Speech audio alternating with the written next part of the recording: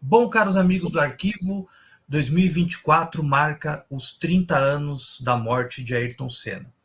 E hoje a gente não vai falar sobre o que aconteceu no dia 1º de maio de 94, as consequências, aquela coisa toda que todo ano é relembrado e recontado. A gente vai fazer de um modo diferente. Eu convidei, tive a honra aqui, né, de convidar e ele ter aceito o convite, o Fábio Seixas, um dos maiores jornalistas especializados em automobilismo, um cara que entende bastante de Fórmula 1, não só apenas de Ayrton Senna, mas de tudo que envolve automobilismo, o Fábio Seixas entende. E a gente vai falar sobre o legado, sobre uma nova geração que não viu Ayrton Senna correr, nunca viu o Ayrton Senna nas pistas, mas tem uma identificação com um piloto que até a gente tenta entender como, né, isso acontece nos dias de hoje, uma geração que já tem 30 anos e não conheceu a Ayrton, mas às vezes se coloca como ídolo dessa geração. Então a gente vai entender também a questão dos brasileiros na Fórmula 1, enfim, a gente vai passar a limpo um pouco pós Ayrton Senna. Fábio, antes de tudo, muito obrigado. É uma honra falar com o meu xará, que eu admiro tanto, que sempre escreveu, falou tão bem de Fórmula 1, e é uma honra, sério mesmo. Eu estou muito contente de falar com você. Obrigado por ter aceito o Ô, convite. Marquezine, imagina, Marquezine, a honra é minha, é muito legal, né? E vou confessar aqui, acho que o que mais me motivou e me trouxe aqui para essa conversa foi justamente essa abordagem, né, que você colocou, porque eu acho que assim, o que aconteceu naquele 1º de maio já está contado, recontado, né, já foi pisado, as pessoas já voltaram, já trouxeram essa história de várias formas diferentes, né? Acho que já é um assunto que realmente já está esgotado, né? Eu, como repórter, quando eu cobria e viajava para as corridas, era sempre um tormento todo ano, né? A gente, quando se aproximava o 1º de maio, né? Que tipo de história a gente vai trazer, né? Que tipo de novidade, de algo, de informação não contada a gente vai trazer. No começo até que era fácil, né? Nos primeiros anos aí, nos primeiros 5, 6, 7 anos depois da morte do Senna. E depois acabou, né? Simplesmente o assunto se esgotou, as histórias foram sendo recontadas, mas é muito legal a gente poder conversar aqui sobre Senna, sim, né, uma figura tão importante para a história da Fórmula 1, para a história do esporte brasileiro, mas com um enfoque bem diferente. Não, com certeza, porque é um assunto que todo mundo já falou, todo mundo já conhece, como a gente até disse aqui, né? Quem já viveu aquele momento, aliás, as pessoas que nem viveram aquele momento já sabem até talvez mais que a gente, né? Então, tudo já foi falado. Antes de tudo, eu queria agradecer ao Eduardo, que eu chamo carinhosamente o nosso Ivan Capelli, que fez a ponte aqui comigo e com o Fábio. Eduardo, brigadão, você é um cara excepcional. Antes da gente falar do Senna, antes da gente entrar nessa história, eu queria fazer uma pergunta para você, para ver se você concorda. Falando dessa temporada da Fórmula 1, teve uma brincadeira no Twitter, né, que agora é o X, em que a FIA já divulgou o calendário de 2025, né, todos os GPs, os dias, porque 2024 já foi para o saco, né, já acabou. Então, você concorda com isso? É do Verstappen mesmo? Não vamos ter tantas emoções até o final dessa temporada? Concordo, Fábio. Não, já acabou. Né? Acho que ninguém consegue imaginar uma coisa diferente. Acho que nenhum adversário do Verstappen consegue imaginar alguma coisa diferente. Em 2023, depois da primeira corrida no Bahrein, o George Russell deu uma declaração dizendo: olha, eles vão ganhar todas as corridas. Né? E ele quase acertou. Né? O Sainz ganhou a corrida lá em Singapura. E depois dos treinos ainda no Bahrein, esse ano de 2024, o cara que cravou foi o Alonso. O Alonso disse: acabou o campeonato. Né? Vamos pensar no ano que vem. Então é isso. Né? É chato. É chato. Sabe, eu sou aquele cara que já tentou várias vezes, em alguns momentos, tirar ânimo de algum lugar, né? E acho que sim, existe uma beleza na coisa da hegemonia, do domínio, da força de uma equipe que controla a Fórmula 1 como a Red Bull está controlando agora e como outras controlaram em outros momentos. Mas acho que é uma beleza retroativa. Acho que você olha para trás e fala: nossa, que legal, né, o que a Ferrari fez nos anos Schumacher, o que a Mercedes fez nos anos Hamilton. Né? Enquanto a gente está vivendo aquilo, é uma chatice, sabe? É chato. Eu acho que tem os seus atrativos, não acho que seja uma chatice absoluta, né? Acho que tem seus atrativos, acho que existe nesse momento o bastidor do campeonato está muito mais legal e quente do que o campeonato em si, né? No sentido de tentar entender como as peças estão se movimentando para 2025, para 2026, quando aí vem um novo regulamento de motores para a Fórmula 1 e as coisas podem ficar diferentes, né? Então, essa periferia da Fórmula 1 tá muito divertida, está muito quente, está muito instigante. Agora, as corridas em si estão chatas, a gente tem que falar a verdade. Né? O Verstappen larga na frente, termina na frente, talvez você... Agora, o Pérez está chegando em segundo, né? Então nem a briga pelo segundo lugar mais está ficando muito, muito emocionante, e você tem ali do terceiro para trás alguma disputa, enfim, algumas histórias se desenrolando, mas todo mundo já sabe quem vai ser o campeão no fim do ano. E o Hamilton na Ferrari o ano que vem, você acha que vai ser um bom ingrediente para a gente torcer? Vale. Porque é uma coisa assim que a gente sabe que o Hamilton já está caminhando para aposentadoria logo, né? Então, Sim. assim, fechar na Ferrari, que era uma vontade do Senna, né? Então, Sim. eu acho que vai ser, como você falou, os bastidores estão mais animados e talvez com o Hamilton na Ferrari é um ingrediente a mais, né, Fábio? A gente consiga ter uma Fórmula 1 mais disputada ano que vem, né? Eu nem sei se vai ser o caso. Tá? O Hamilton na Ferrari em 2025, nem sei se vai ser o caso dele entrar na disputa pelo título. Mas é uma baita história, uma história enorme. Talvez seja a história mais legal do que a disputa pelo título.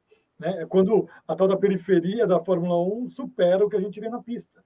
Né? Porque é um cara, o maior campeão de todos os tempos, o maior vencedor de grandes prêmios, o cara com mais pole positions, né? Um cara que já conquistou tudo e que resolveu, né, quase no apagar das luzes da carreira, se provar como piloto da Ferrari. Né? E aí a gente vai lembrar de outros mega campeões, multicampeões, que fizeram a mesma coisa. Né? Como o Schumacher, óbvio, que quando foi era bicampeão do mundo, e depois se transformou num mega campeão, mas o Vettel, né, o Alonso bicampeão, o Prost, né, esses caras que foram seduzidos pela Ferrari. O poder de sedução, de atração da Ferrari é enorme. O Hamilton podia, no final do ano, dar um abraço ali no Toto Wolff, assinar um contrato vitalício de embaixador da Mercedes e estava com a vida resolvida. Mas não, ele resolveu, né, encarar a grande encrenca, né, que é a Ferrari. Né, encrenca no bom e no mau sentido.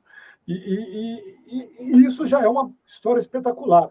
Então, acho que o ano que vem, 2025, mesmo que o Hamilton não entre na luta pelo título, já pinta como um ano mais legal do que 2024. Vai dar mais vontade de assistir, né? Porque esse ano, olha, tá difícil, viu? Corridas de madrugada, então, Pois é, mas madrugar, sinceramente, a única corrida que eu vi foi quando o Verstappen quebrou e eu falei, bom, vi uma novidade, porque a anterior do Japão eu dormi e essa da China com certeza eu não vou tá conseguir difícil. escutar. Aí eu vejo pelas suas redes sociais qual foi o resultado final, já está de bom tamanho. Fábio, agora, voltando um pouco no tempo, a gente vê, né, aquilo que eu falei, são 30 anos que o Senna se foi. E até hoje, o Senna é referência para muitas pessoas que nem viram ele correr. Aí eu te faço a pergunta: é mais o marketing ou é mais a história do Senna que realmente inspira? Ou são os dois? Eu acho que são os dois. Né? A história dele é uma história muito única no automobilismo, no sentido em que ele foi um cara que era o piloto da Fórmula 1, o grande piloto da Fórmula 1, né? E ele morreu ao vivo, numa época da Fórmula 1 globalizada. Né? Quantos pilotos, quantos campeões não morreram na Fórmula 1? Vários. Né? Excetuando os campeões, quantos pilotos promissores morreram na Fórmula 1? Vários. Né? Mas a forma como aconteceu, ao vivo, né? Numa época em que a Fórmula 1 era assistida pelo mundo todo, acontecendo com um piloto que era o grande nome, né? E da mesma forma que a gente acabou de falar do Verstappen, que já acabou o campeonato, todo mundo começou aquele ano de 94 já imaginando quem seria o campeão, né? Já postando todas as fichas do Senna, né? Eu acho que isso tudo já seria suficiente para causar um impacto, né, que durasse 30 anos, e que 30 anos depois a gente voltasse a falar do Senna e continuasse falando do Senna. né? Além de tudo isso, veio o marketing, sim, né? A família Senna, né? A marca Senna, né? Ela é uma marca que ficou nesses 30 anos, né? A família, a empresa, né, que se construiu por trás da marca Senna, fez questão, né, e fez com méritos, e estão de parabéns, enfim, de trazer esse legado do nome Senna por esses 30 anos. Então, vou dar um exemplo. Meu filho tem 5 anos. Né? Um dia desses, a gente foi num restaurante aqui em São Paulo, e aí aquela coisa do menino de 5 anos que não para sentado numa mesa, o garçom trouxe lá uns brinquedinhos que eles tinham no restaurante para ele ficar brincando ali na mesa. Né? E dentro, no meio desses brinquedos tinha um carro do Seninha. Meu filho pegou e falou: olha, pai, é o Seninha. Então, assim, ele não tem ideia de quem foi o Ayrton Senna, obviamente nunca viu uma corrida do Ayrton Senna, um menino de 5 anos de idade, na verdade, quando foi essa história, acho que ele tinha 3 ou 4, né? Ele sabe quem é o Seninha, ele relaciona aquilo a um piloto de Fórmula 1, sabe? Ele vê aquelas cores daquele carro, aquele capacete amarelo, azul, verde, enfim, e ele relaciona, sabe? Então, isso é um trabalho de marketing. Né? Alguém produziu aquele carrinho, levou a marca Seninha adiante, né? E aquele carrinho foi parar numa mesa de um restaurante. Então, assim, depois meu filho levou para casa. Tá? Então, assim, então isso acho que é o outro lado. Então, acho que é a junção dessas duas coisas. A importância do que foi aquele fato, da maneira como aconteceu e tudo que foi feito depois com a marca Senna ao longo desses 30 anos. É até uma coisa interessante, porque a gente vê a cobertura, né? Por exemplo, eu tenho muita coisa registrada, eu gravei muita coisa. O meu canal, até que eu não sei se você sabe, Fábio, eu criei até uma conexão com o Roberto Cabrini, porque eu fui o cara que resgatou o plantão da morte do Senna, né? Espetacular. E aí a gente já conversei com o Cabrini sobre isso e tudo mais. Então, o que eu vejo, né, e a gente pode até tem livros que analisam sobre isso, sobre a questão da cobertura da morte do Senna. E a cobertura da morte do Senna, ela foi muito, de uma forma muito dolorida, talvez até um pouco mais do que a do Tancredo, né? Ou emparelhado com a do Tancredo, que também é uma cobertura dramática, né, Sim. pela morte do presidente. Você vê que anos e anos depois, sempre que se fala do Senna, é de uma forma também um pouco dramática, e aí cria esse elo com, como você falou, não só com seu filho, mas com tantas outras pessoas que têm seus 20 e poucos anos, vê esses vídeos na internet, se emocionam. Você acha que ainda é carregado com dramaticidade ou não? Ou a gente já está fazendo uma coisa mais da história mesmo? Não, eu acho que sim. Fábio, primeiro que a comparação que você fez com o Tancredo é perfeita, sabe? Porque é aquela história do brasileiro, né, que de repente vê uma esperança, né, vê um salvador, vê uma luz no fim do túnel, né, e essa história é quebrada. Né? É muito semelhante. Né? Então é isso. O Tancredo era o cara que chegou na redemocratização, o presidente que estava sendo eleito para o civil, eleito para colocar de novo o país nos trilhos, e aí acontece o que aconteceu. Sabe? Vem a doença, tudo muito nebuloso, e aí, de repente, ficamos sem o Tancredo. E a coisa, já com uma cobertura midiática bastante intensa ali em cima. E o caso do Senna é parecido, né? O Senna, no sentido assim, o Senna era, e é curioso, Fábio, porque assim, eu tenho nessas semanas agora, que estão antecedendo aos 30 anos, eu tenho dado muita entrevista, assim, para emissoras de fora. Assim, já falei com canais da França, falei com o canal da Dinamarca outro dia, vários veículos brasileiros. Então, muita gente querendo falar sobre o Senna, sobre como foi como foram aqueles dias, né? E como a Fórmula 1 veio e o Brasil vê isso 30 anos depois. Eu tenho falado isso, assim, o Senna, que também não é uma grande novidade, mas eu acredito muito nisso. O Senna era o Brasil que dava certo. Né? O Brasil não ganhava uma Copa do Mundo desde 1970, né? Crises econômicas atrás de crises econômicas, planos atrás de planos, né? Mudança de moeda a toda hora. Né? E o Brasil que dava certo era o automobilismo, era a Fórmula 1. A gente teve uma sucessão, né? Emerson, e depois foi contemporâneo do Piquet, que foi contemporâneo do Senna. Essa sequência, ela não existe, não existiu em lugar nenhum do mundo, sabe? Como fomos, né, iluminados, abençoados naqueles anos. E aí, o maior expoente foi o Senna, porque, além de tudo, além de ser um baita piloto, que ele era um cara que também soube trabalhar muito bem a imagem dele, né? Então, era o cara que se fazia correr, né, no porte atlético, na raia da USP, e ser fotografado pelos fotógrafos. Né? E no dia seguinte aquela foto estava na Folha de São Paulo, no Estado de São Paulo, no Globo. Né? O Senna era o cara, era o bom moço. Né? O Senna era o genro que toda sogra queria ter. O Senna falava de Deus. Né? Então, o Senna tinha todo o apoio da Globo. Né? Virou um grande produto da Globo. Então, ele era um pacote perfeito. Né? E aí, de repente, tudo isso acaba numa curva, num dia 1º de maio. Por tudo isso, aquela cobertura foi uma cobertura, e a cobertura do Tancredo, foram coberturas muito dramáticas, muito pesadas, né? E aí, falando agora como jornalista e com um olhar crítico, né, a cobertura do Senna, até hoje, é uma cobertura enviesada. O Senna continua sendo, né, para o grande público, aquele cara, aquela figura perfeita, né, que ele fazia questão de mostrar, né? E aí o público entender isso, ok, né? Agora, nos jornalistas, não deveríamos passar essa imagem, né? Aí, assim, é uma falta de compromisso com a nossa profissão, porque ele era, de novo, um piloto espetacular, sabe? Agora, ele tinha os efeitos dele, né? Dentro e fora das pistas.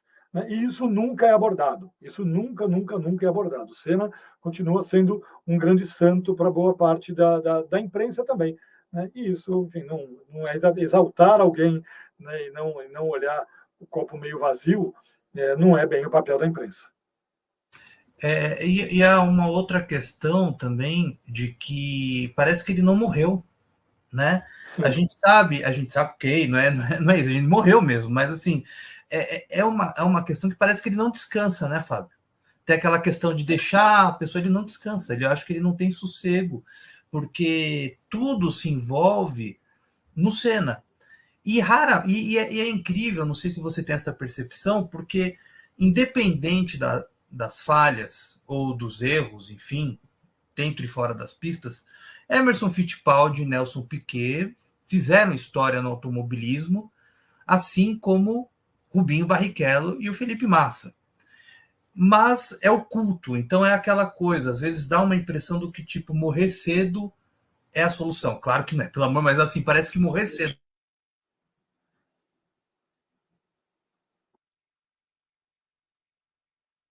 é intocado, né? Porque falar mal Senna, né? Não, é algo, não é que falar mal, mas assim, pontuar coisas de que ele fez ali que talvez não foram boas.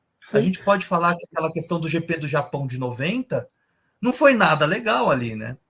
Claro que não, é isso. E aí são as mesmas pessoas, né, que gostam de apontar o dedo para o Schumacher, de que vigarista, né, e para Fernando Alonso, né, enfim. Primeiro, que quem entende minimamente de Fórmula 1 sabe que é o seguinte: não existe campeão do mundo bonzinho.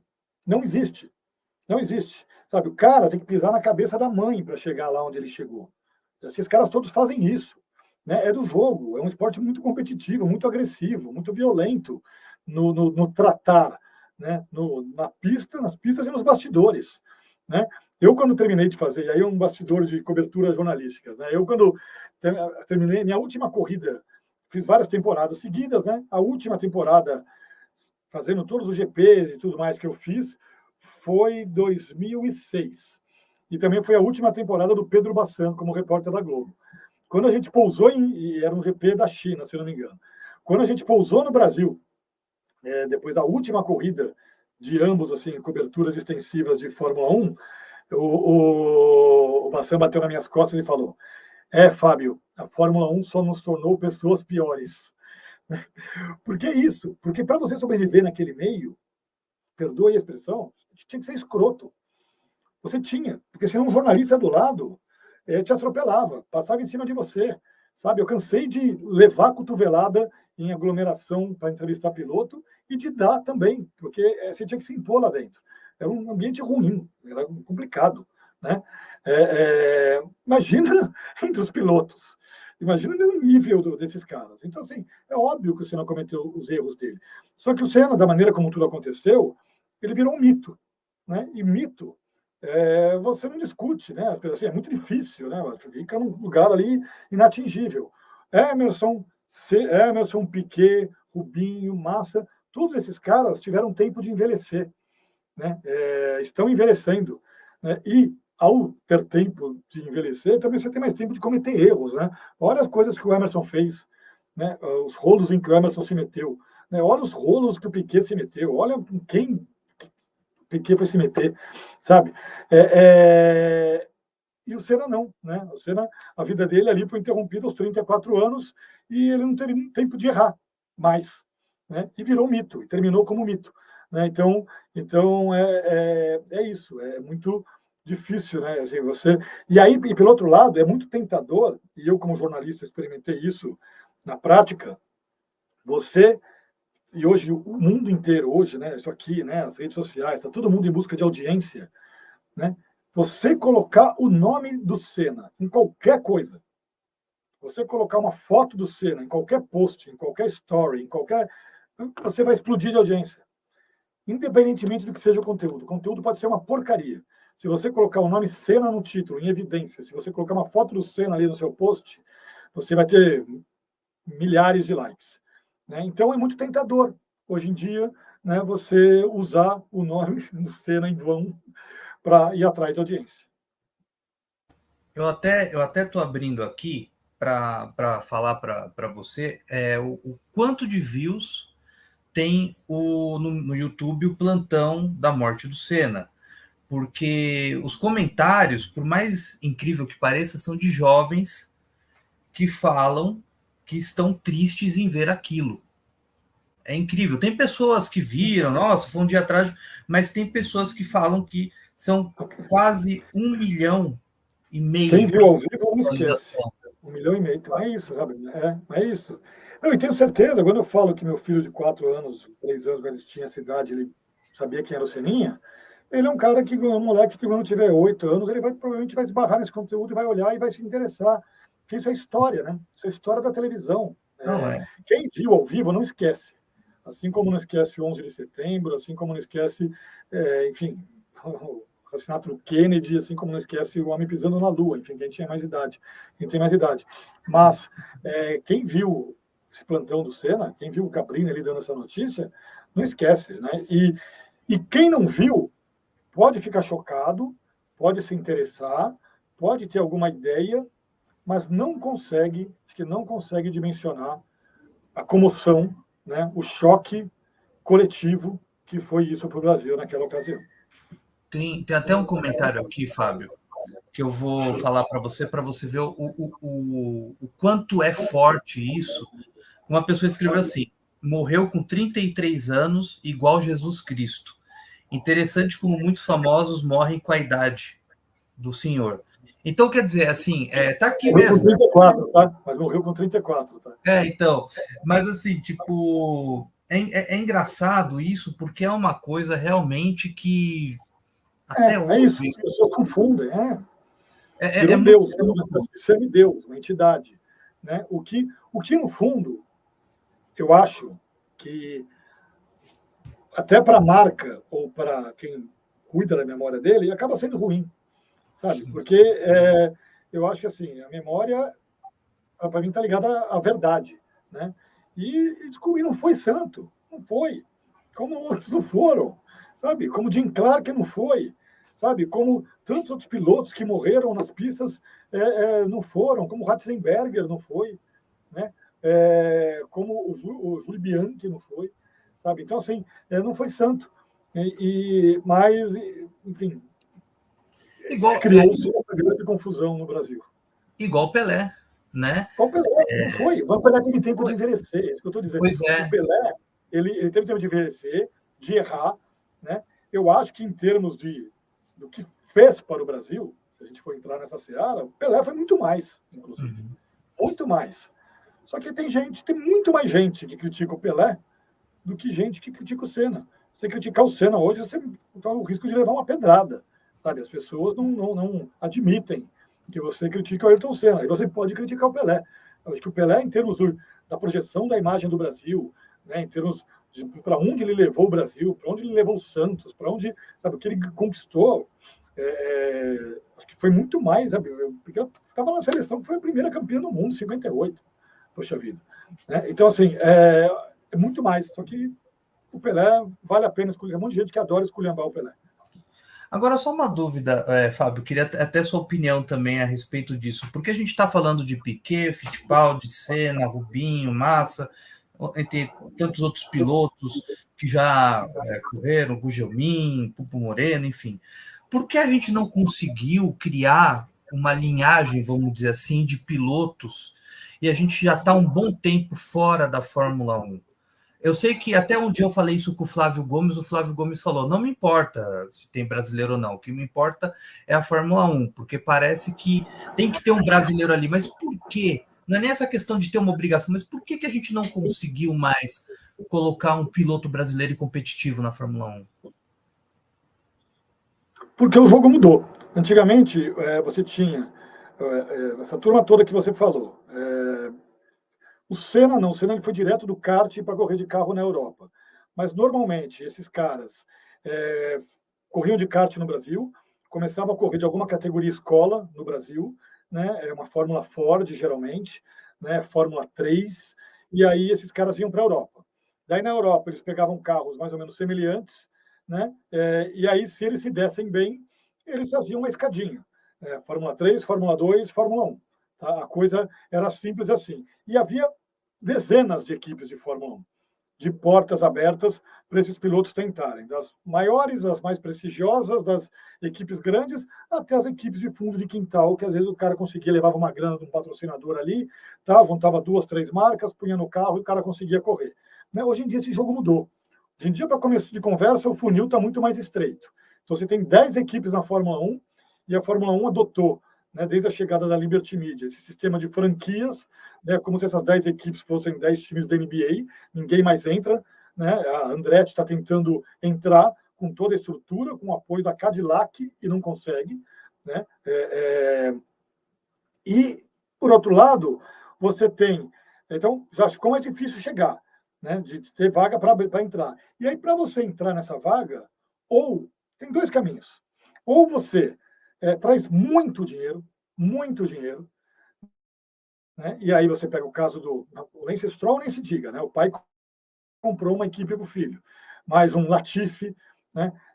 Um Guan Yu Zhou, que vem com todo o peso da economia chinesa e a Fórmula 1 querendo um piloto chinês, né? O Logan Sargent, porque a Fórmula 1 queria um piloto americano. Então você chega com um caminhão de dinheiro, né? O Latifi, né? Eu falei do Latifi, o Nicolas Latifi, que era piloto abaixo da crítica, mas que pai trilhardário, né? Ou você, desde cedo, você é adotado por uma equipe, né, para fazer parte da escolinha, da escola de desenvolvimento, de academia de desenvolvimento de pilotos daquela equipe. Alguns pilotos já fizeram, né, mas aí a concorrência é muito grande. E aí, se realmente o cara não for excepcional, não for um Piastri, ele não emplaca. Né? Então é isso. Hoje você entra desses dois jeitos. Ou para uma academia de desenvolvimento, você é adotado por uma equipe e você progride lá dentro, ou você é filho de pai trilhardário. Né? Olha o que aconteceu com o Drogovic. O Drogovic, campeão da Fórmula 2, né? O cara ele não teve a menor chance. O que ele conseguiu, no máximo que ele conseguiu, foi ser piloto de testes numa Aston Martin, que a gente sabia desde sempre que ele não ia pintar vaga nenhuma. Né? O Alonso acabou de renovar o contrato e o Lance Stroll é filho do dono. Né? Então é por isso que hoje a gente não tem. Enquanto um brasileiro não entrar ali numa academia e não perseverar e não progredir lá dentro, a gente não vai ter nenhum brasileiro na Fórmula 1. O Bortoleto está nesse caminho agora. Né? Foi adotado pela McLaren, né, no ano passado. Vamos ver o que acontece. Agora cabe a ele fazer uma temporada boa na Fórmula 2. A ideia dele era ser campeão já no primeiro ano de Fórmula 2. Não sei se vai ser possível, o começo do ano não está bom para ele. Mas tudo bem, ninguém é obrigado a ser campeão no primeiro ano de Fórmula 2. Mas talvez para chegar na Fórmula 1 seja isso. O Piastri fez isso. Então, assim, hoje o funil está muito estreito, o cara tem que ser excepcional para chegar lá, né? E talvez a gente não tenha tido nenhum piloto excepcional nos últimos anos. E os dois são bons, né? Os dois, o Os dois Drogovic são e o bons, Bortoleto, mostraram que são muito bons, né? mas não adianta ser bom. Olha o que é o Piastri, entendeu? Então, a régua hoje, para mim, é o Piastri, sabe? É um cara que foi campeão na Fórmula 3 no primeiro ano, campeão na Fórmula 2 no primeiro ano, chegou na Fórmula 1 e já começou a tocar o terror para cima do Norris, sabe? É isso, a Fórmula 1 quer esse tipo de cara. Então não adianta ser ótimo piloto. O cara tem que ser excepcional. E acho que não tivemos, nos últimos anos, pilotos excepcionais. E a gente sabe, né, a pressão que também a imprensa sempre fez muito em cima, tanto do Barrichello, acho que até muito mais do Barrichello do que do Massa, porque o Barrichello foi meio que o herdeiro pós-morte do Senna, né? E isso também pode ter atrapalhado uma leva de pilotos ou não? Isso é uma bobagem. Só atrapalhou mesmo o Barrichello e um pouco o Massa nessa questão. Eu acho que teve um efeito, o Barrichello teve um efeito de passar uma mensagem errada para uma geração seguinte de pilotos que vinha, que é a mensagem do segundo lugar, tudo bem, sabe? Então, não que ele não tivesse lutado ali, acho que teve algum momento que ele lutou pelo segundo lugar, para ser, acho que teve um momento que ele acreditou que ele podia bater o Schumacher, mas acho que chegou uma hora que ele se conformou, né? E não dá para se conformar. Acho que o esportista de ponta, em qualquer modalidade, o cara não pode se conformar em ser segundo. Acho que ele tem que continuar lutando sempre para ser primeiro. E acho que o Rubinho, em algum momento, se conformou. E aí, não vou nem querer entrar no mérito, senão a gente vai ter mais 3 horas de conversa aqui sobre a Áustria 2002, mas ao aceitar aquilo, e depois ao aceitar outras situações, ele passou uma mensagem de que aquilo era aceitável. E o Massa veio mais ou menos nesse embalo, sabe? E acho que isso passa uma imagem que para outras gerações, para o moleque que era o kartista, que estava vendo ali, falou, pô, então será que é isso? Pô, então eu preferia, nesse aspecto, eu preferia um cara como o Piquet, que falava, mas nem a pau que eu vou dar passagem para um cara aqui e vou ganhar essa corrida, sabe? Como o Senna também, eu não vejo o Senna chegando em situação nenhuma, nem no primeiro, segundo ano de Fórmula 1, acatando uma ordem como essa. Então, assim, acho que isso, enfim, os maiores prejudicados, né, até muito mais o Rubinho do que o Massa, mas acho que isso passou uma imagem esquisita para gerações de moleques que estavam almejando e olhando para o automobilismo ali naquele momento. A gente pode falar que a Áustria 2002 é o 7-1 nosso, né, no automobilismo, É. né? Porque ali E foi... ali, Fábio, eu estava, outra história de bastidor ali eu estava na mureta, eu estava no pit lane, né, porque o que acontecia? Era a última volta, quando é a última volta, os repórteres são liberados para irem ali para a beira da pista, né, porque já para entrevistar um chefe de equipe e tal, já para pegar a reação ali dos dirigentes e tal, dos mecânicos, e ali eu estava na mureta, ouvindo, trabalhando para a Rádio Bandeirantes, ouvindo a narração do Odinei Edson, né, e foi um crescente aquele fim de semana, porque o Rubinho estava muito melhor do que o Schumacher naquele fim de semana, né, então tudo estava se desenhando para uma vitória do Rubinho. Acontecia, havia finais de semana que o Rubinho era melhor que o Schumacher. E aquele era um final de semana assim. Né? Então, lá vem Rubinho, e tudo crescendo, e tal, e treinos, e pole position, e a gente esperando ali tal, volta. E aí, naquele último segundo, acontece tudo aquilo. Então, foi uma ducha de água fria, foi uma porrada na cara de todo mundo, sabe? Muito forte. Né? E isso passa para a gente passa isso na transmissão na hora, sabe? A nossa decepção, né? Muito mais foi um choque e foi uma decepção, porque acima de tudo, poxa, a gente está ali pelo esporte, né? Todo mundo que gosta de qualquer modalidade, né? Gosta da disputa, gosta do esporte, né? Então aquilo ali foi uma pancada, acho que não só e depois toda a reação que teve ali, né? Porque daí os dois foram vaiados no pódio. Né? Depois os dois foram para uma entrevista coletiva, e aí o Frederick, que era um repórter sueco, dos mais antigos, o cara cobria a Fórmula 1 desde os anos 50, né? Na entrevista coletiva, coube a ele fazer uma pergunta se eles não se sentiam envergonhados como tinha acabado de acontecer. E aí o Schumacher e o Rubinho levantam da sala de coletiva e vão embora. Né? Então, assim, Frederick Petersen, então, que era um baita jornalista. Então, foi um fim de semana marcante ali para quem acompanhou. Eu lembro que eu estava com meu pai, a gente olhando para a TV, quando aquilo aconteceu, um olhava para a cara do outro e era Dia das Mães. Não havia o que falar, porque eu lembro que eu estava de pé, eu não estava sentado, eu estava de pé, eu e meu pai de pé, e um olhando para comemorar, né?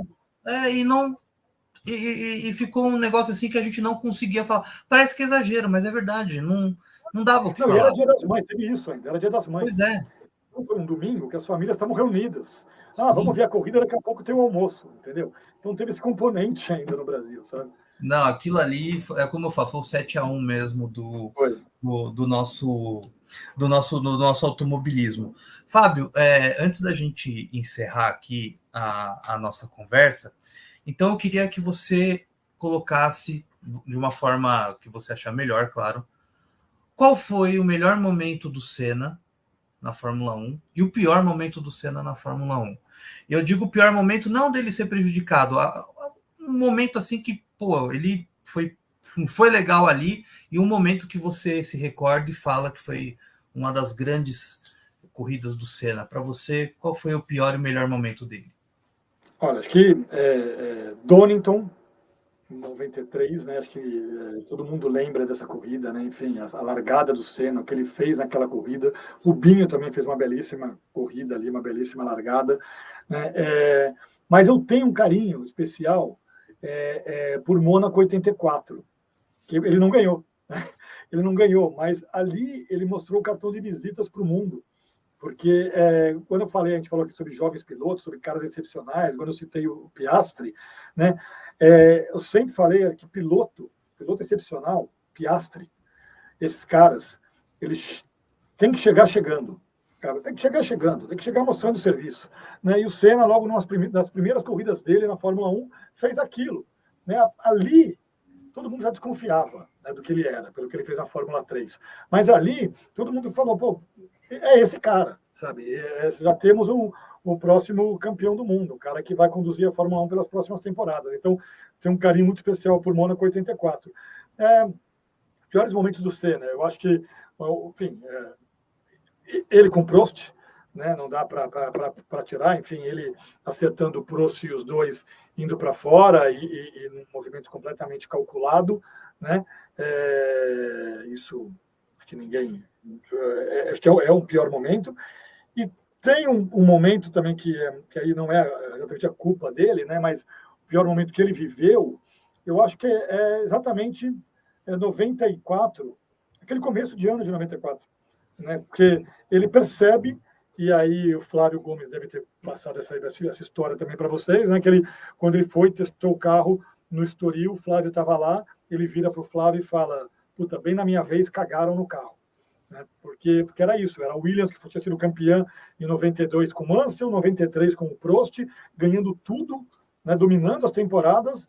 Quando o Senna entra no carro, teve a mudança de regulamento, tiraram toda aquela eletrônica, e aí o carro não era nem de longe, né, o que tinha sido nos anos anteriores. E aí ele percebeu que, enfim, que ia ser muito mais difícil. Né? Então, você vê todas as imagens do Senna naquelas primeiras corridas de 94, você percebe a feição dele, né? Como ele está contrito, ele tá amargurado, ele está decepcionado com aquela situação, né? Ele não está feliz. Né? Então, acho que foi um momento muito difícil ali para ele ter percebido que, enfim, pelo menos não seria tão fácil como ele imaginava. E ele não conseguia domar aquele carro, né? Era impossível. Era impossível. Sim, e aí você vê uma coisa, né, Fábio?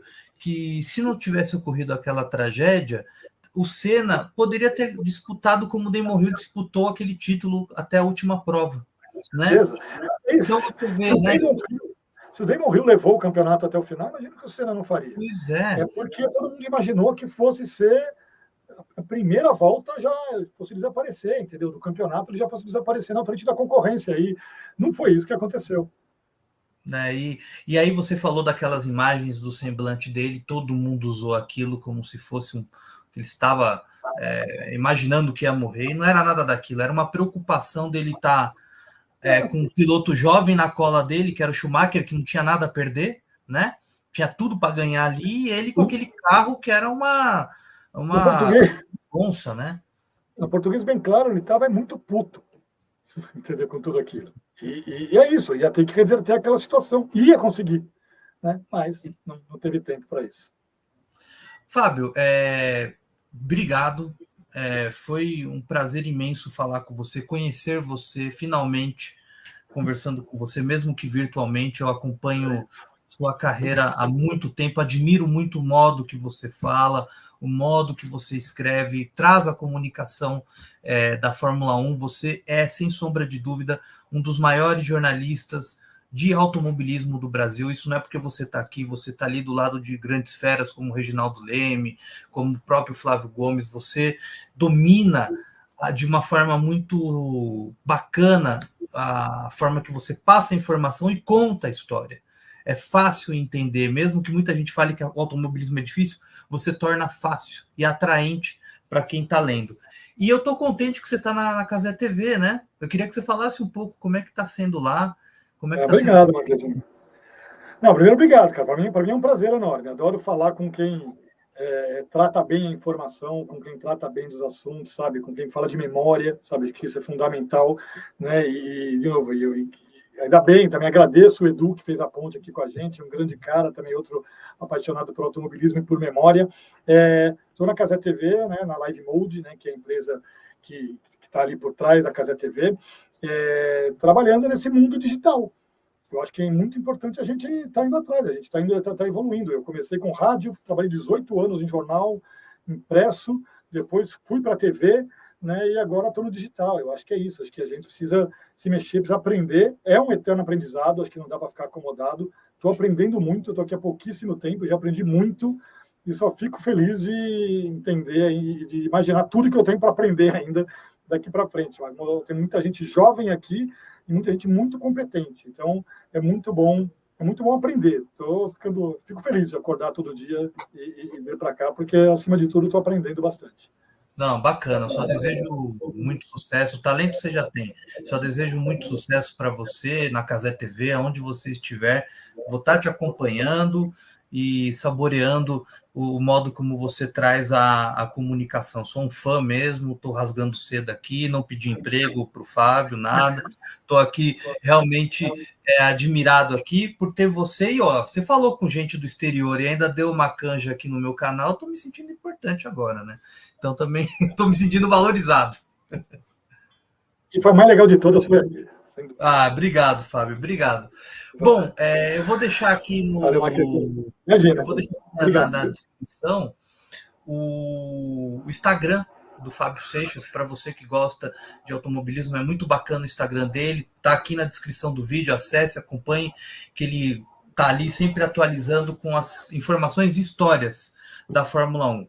Fábio, muito obrigado. A você que acompanhou até agora esse vídeo, agradeço. Brigadão e até a próxima. Valeu. Valeu.